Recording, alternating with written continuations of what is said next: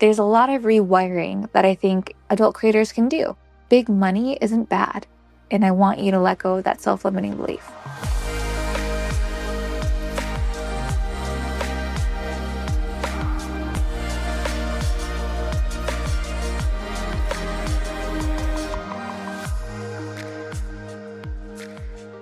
Welcome back to On the Horizon. This is MelRose Michaels. I am your host, and I'm here to share what's worked for me in building my adult creator business to try to make building yours just a little bit easier.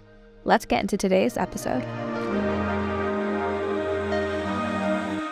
People won't pay more than this for my content. What does that phrase feel like when I say it to you? How many times have you thought to yourself, this is the most I'll ever make on OnlyFans or insert whatever platform? Or if I make too much, everyone will think I'm greedy. Or worse, I'll lose fans because they'll think that I make too much money already. These are limiting beliefs about wealth, and they are costing you money and confidence and opportunities. Here's the truth. Your content is valuable. Your time is valuable, and your brand has just unlimited earning potential. The only ceiling is the one that you've built in your own mind. And in today's episode, I'm going to show you how to spot the beliefs that are secretly holding you back and how to rewire them into ones that actually serve you and start getting you to think that you are earning like a wealthy creator without shame, fear, burnout, and all the rest. And if you stick around to the end, I'm going to share a wealth exercise that has completely transformed how I price my content and how I interact with fans and even how I scaled my income. I promise it will shift something in you, so stick with it. As adult content creators, a lot of us are carrying around shame with our work. I think this goes without saying, but you yourself listening to this have probably encountered a moment where you felt this to some degree. I know that when I introduce myself to someone new, especially in the US where, your work and your identity are kind of intertwined, one of the first things someone will ask is, oh, what do you do for work? And on more than one occasion, I have led with some vague response instead of saying I'm an adult content creator. So I know I carry this shame around still in some capacity for what I do as well. But when you add money on top of that, this suddenly, it starts to feel like we're not allowed to ask for more or want more. And I've been there myself. So the first thing I want to kind of do while we're listening or while you're listening to me in this is for you to think back. Maybe you grew up hearing things like money doesn't buy happiness, or be grateful for what you have, or people like us don't get rich, or maybe sex work isn't a real career. Maybe sex work isn't real work. And here's what happens. Those phrases become the script running in your head. They shape how you price customs or how confidently you can upsell something, and even how you react when a big spender tips you. Some of you might even push money away because deep down you don't feel safe having it. And that belief didn't start with you. It probably started from childhood or with society and the way that society tends to control what you do with your body and your business and your freedom. So the first thing I would love for you to do, especially if you're listening to this episode on the podcast, is to grab a notebook today or just a piece of paper and take some time to write down every sentence you've ever heard about money or sex work. And then ask yourself, do I believe this or did I just inherit it? You'll be surprised to find how many of your beliefs, whether about your business or sex work or anything in your life really, are actually more inherited than truly believed on your own. Now, I want to go over some really common wealth blocks that I hear repeated frequently amongst creators. And I'm going to be really specific because creators, of course, face specific, unique beliefs that people outside our industry probably don't. So one of them is money is unstable in this industry. And we've probably heard that and thought that and believed that because we know that platforms shut down. They shut down your accounts, your social profiles, your adult accounts. They flag content, income can fluctuate and fans can go ghost. I mean, we've all experienced that. But the truth is, the industry can be unstable, but your systems are what keep your business stable despite any current landscape changes. So if you build in a way that's diversified, in a way that accounts for recurring revenue streams and accounts for backup platforms, the money isn't unstable in this industry. Now, another one I've come across pretty commonly is if I charge more, fans will leave. So as a result, you underprice your PPVs or you sell yourself short on what a custom should run. But the truth is, fans who value you will pay. And undercharging doesn't make you more lovable. It just makes you, as a creator, as an entrepreneur, more resentful. So let's think for a moment about things that you pay for in real life, right? You pay for a Netflix subscription, you pay for coffee, you pay for clothes you like or designer bags or, insert whatever thing. You do so, you pay for this because you perceive it to have a value. Your content is the same. So, for example, if you can get something for free, you will tend to automatically think that it's low value because anyone can get it for free. But when you spend money for something, especially something expensive, you believe it's inherently more valuable. And your business as an adult creator should be no different. So the fact that you might think if I charge more, fans will leave. Well, if you charge more, fans that can spend according to what you want to charge will stay. You'll be attracting fans that are highly qualified. So that in itself is not true. The third one I find I come across a lot is big money will expose me, or earning too much money is bad, or I know there's so many variations of this. Money is the root of all evil, right? And I think that this kind of inherently comes because there's this fear that family or friends or the public finding out you're successful in adult content or in general will change the way they view you, change the way they look at you. If you have a lot of money or if you've been really successful, people will dislike you. Whereas the truth really is, having money will amplify the person you already are. Someone I really respect told me this early on in my entrepreneur career. I wasn't even an adult specifically, but they said money makes you more of what you are. So if you're a bad person and you get a lot of money, you get to be more of a bad person. And if you're a good person and you get a lot of money, you get to be more of a good person. You get to have more positive impact on the world. And the truth is, you're already in the spotlight, So playing small isn't going to protect you. It's just going to limit you. And I mean, I personally still have and do struggle with this to a large degree. I find that as disciplined as I am or as successful as I've been able to be, I feel it's really such a small fraction of my own potential.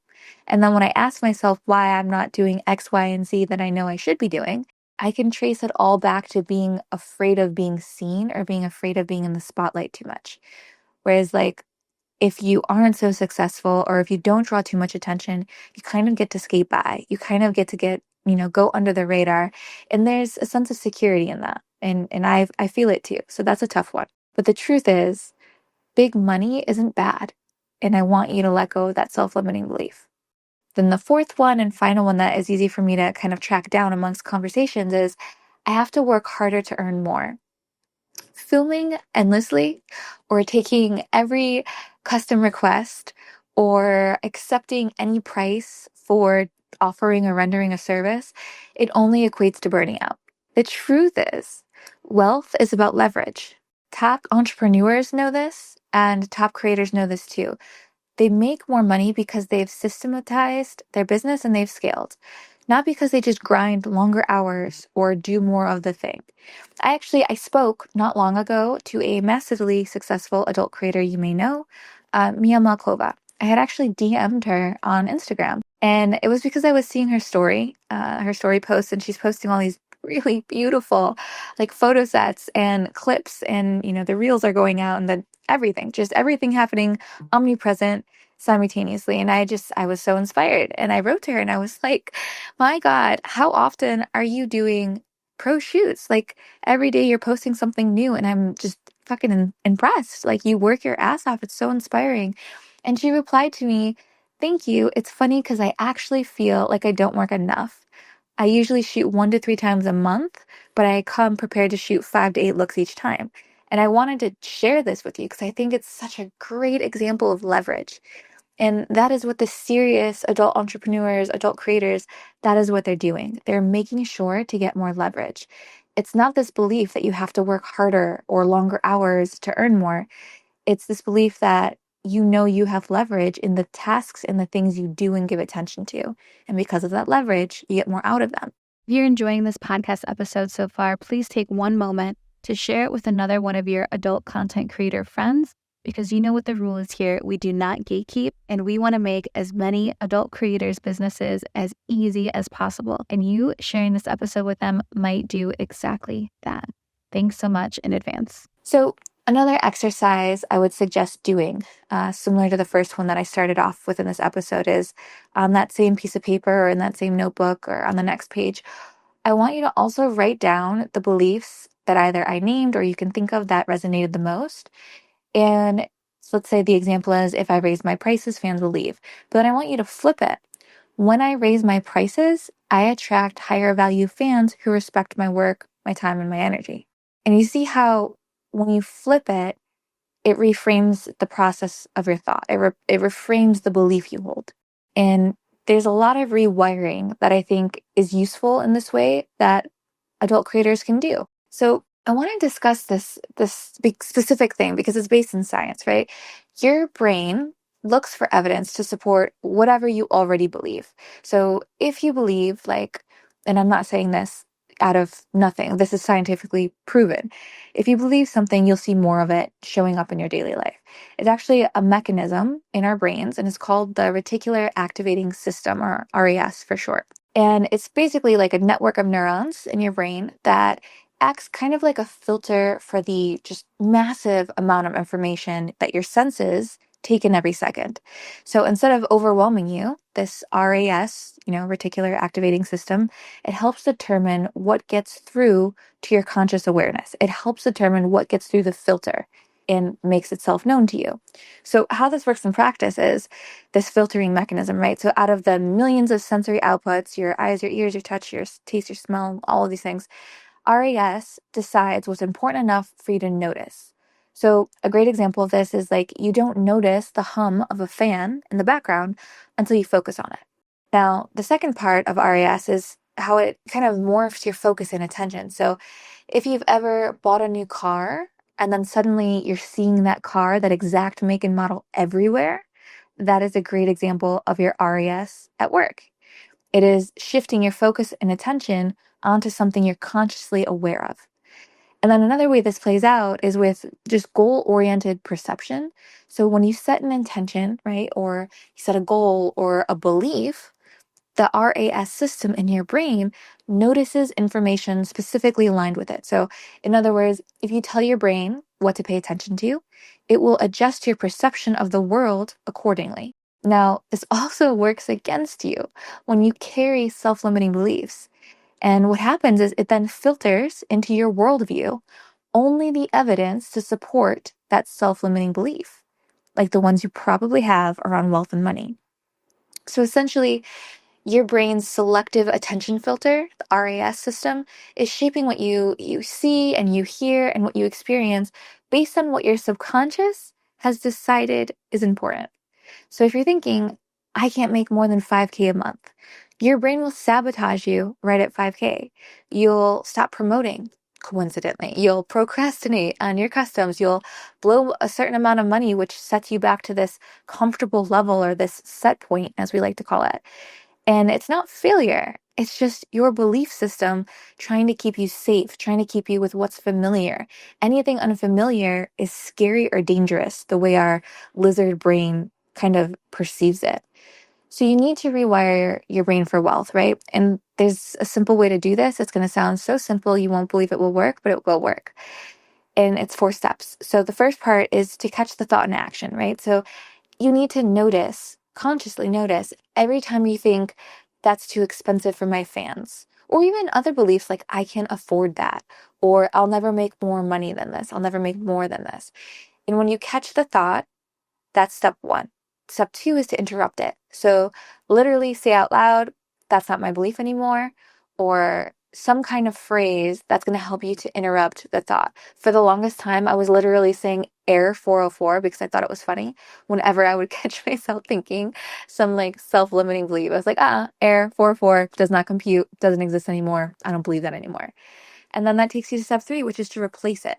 So to swap it with the belief you do hold or you want to hold. So my fans will spend money on me. My fans want to invest in me, or I'm worthy of consistent income. Whatever the thing is, on step 3, you replace it for the limiting belief. And then 4 is you stack proof. You track small wins, either jotting them down in a notepad or, notepad app on your phone, or screenshot them, save them to an album, whatever you do. Every tip or every upsell or every rebill or every custom sale you make, whatever evidence you can visually come up with or you will encounter in your business, you stack that to prove it to yourself that money flows easily to you. I've talked about this in regards to testimonials or reviews. Like every time a fan says something amazing about my content, I screenshot it and I save it. I also post it to Twitter as proof for other fans on the fence about subscribing, but I stack that as evidence that the stuff I'm doing is valuable. It's good. People like it. It's worth continuing to do. It impacts people. It makes them feel good. It makes them get off. Like whatever it is, I stack proof. I do the same thing in SWCEO. Every creator that's ever said anything nice about a podcast episode, an Instagram reel, a YouTube video, a blog post inside CEO Society, on Twitter, whatever, I have it in a Telegram channel saved. And when I feel like I am a failure or where I start to believe the things I'm doing are not valuable or not helping anyone, I go back to that evidence and I'll review it and I'll go through it and I'll be like, no, this matters. People are getting something from this. This is not for nothing. And that proof and evidence will help to rewire your brain. So again, recapping, steps to rewire: catch the thought, interrupt it, replace it, and then stack proof. And then you continue this cycle. And eventually the cycle will actually kind of do it on its own. You'll start to notice this change happening on your own because it'll become habitual. Now, the reality is that beliefs change fastest when you also have systems to support them and back them up. Systems are my bread and butter. You guys know I love a system. I want to put as many mechanisms in my day and life to help facilitate me getting to whatever goal it is. So in the same breath, if you put systems in your life to support the dismantling of self-limiting beliefs, they will work to help you kind of overcome these things. They will bend your environment to support you overcoming these things. So if you fear money, right? If you fear that money is unstable, set up rebills, bundles, and join multiple platforms, get diversified. Because if you have a fear that money is unstable, you should take these actions or implement these systems that help with stability. If you fear that you need to overwork, that you need to constantly be doing things, constantly be filming, constantly be whatever, then set up a system where you batch content, or you hire a VA to help support you, or you automate social posts via software. If you have a fear around raising prices, then set up a system where you will test the new price point with 10 fans, 20 fans, 50 fans, and then you'll see what proportion of those fans will pay it happily. So these systems are going to be there to support your beliefs and also support the proving of them to yourself, to prove your new belief is valid and your old belief is invalid or not useful or doesn't hold water. So these systems will help you facilitate that process. And also, if you don't know where to start with just building systems, this is exactly what we do inside CEO Society. So you've heard me talk about it. We have this free private community for adult creators. And inside of it, we talk openly about things like pricing or scaling or building stability or widely varying your platforms in your types of business models, just anything for stability. So if you want to feel like you're never alone and want to lean on people who've done it and figuring these things out, and you're not already in it, just join us after this episode. It's 100% free. It's at ceosociety.app, and we'd love to have you. But now, there's also this exercise I would like to share because it shifted a lot for me, and I found it to be pretty valuable. I guess I'd call it like a wealth ceiling exercise. But the first part of it was just writing down the highest month you've ever had. So, example, write down the number $8,000. Say that's your highest earning month. And then now write down the really impossible but exciting number. Maybe it's 15,000, maybe it's 50,000, maybe it's 100,000, whatever it is. And then part 3 of this is to ask yourself, what would a creator earning this number be doing differently? Would they be pricing customs higher? Would they film smarter instead of harder? Would they batch content? Would they outsource something like the scheduling of content or replying to DMs? Would they invest in mentoring or coaching or certain technologies or softwares? Like, what does this creator do that makes 15K that I'm not doing as a creator earning 8K? And then for part 4, take one step today as that version of you. So if you think that creator earning your dream amount, prices customs higher, next custom that comes through, price it higher. If you think that creator earning your dream amount, batch films instead of tries to daily or weekly film, try batch filming. If you think that creator uses a software or a technology like GPTs, for example, that you don't currently use, invest in that software. And then you're just going to continue taking one step a day to get closer to that version of you. Maybe you're raising a PPV price. Maybe you're launching a bundle. Maybe, whatever it might be. So step 1, write down the highest month you've had. Step 2, write down your impossible but exciting number and what that month would look like. Step 3, identify what a creator earning that dream amount would do differently. Write down all of the things you can possibly think of, rack your brain. And then each day, do one of those things differently. Do one of those things that creator earning your dream amount would be doing. And you'll start to see these things change. You'll start to see your world bend to support this, because wealth, it doesn't just appear, right? You step into it by becoming the version of yourself who already earns it.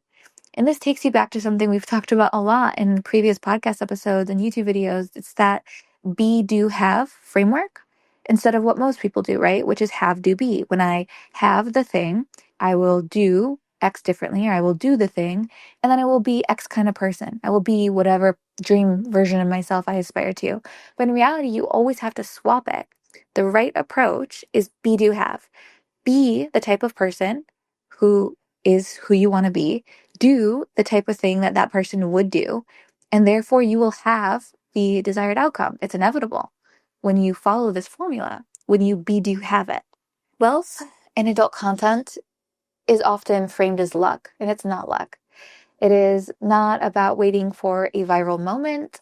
It is not about grinding yourself into exhaustion. Like, trust me, please, I've tried it that way. I can tell you from 13 years of experience and many bouts of burnout that will not get you there, not sustainably and not over a long enough time horizon. Wealth comes when you rewrite your beliefs that are holding you back, and then you align your actions and your goals and step fully into that version of yourself who knows they deserve success. And you got to remember, like, your fans are already paying for you. Your job is now to just believe that you're worthy of more, and then to create systems and mindset that support that reality. So if this episode resonates with you at all, I want you to do 2 things. I have 2 asks. 1, I want you to join CEO Society, the free close community I mentioned, where we break down limiting beliefs together and we share things in systems that work for us. But 2, I want you to share this episode with another creator friend who needs to hear it. Someone who is still doubting themselves, or still underpricing, or still afraid of wanting more. Because we don't want to grow alone here at CEO Society, our CEO squad. We want to grow together. Literally the only thing standing between you and wealth is the story that you have been repeating about why you cannot have it. So let's change the story, and let's watch how quickly your income and your confidence in the world around you bends to support it. Thank you so much for listening, CEO Squad, and I'll see you in the next one. It would be absolutely incredible if you rated this podcast 5 stars and left a little review. We want to get this podcast to as many adult creators as possible, and you taking a second to leave a couple stars and a review really helps us do that. Thanks so much.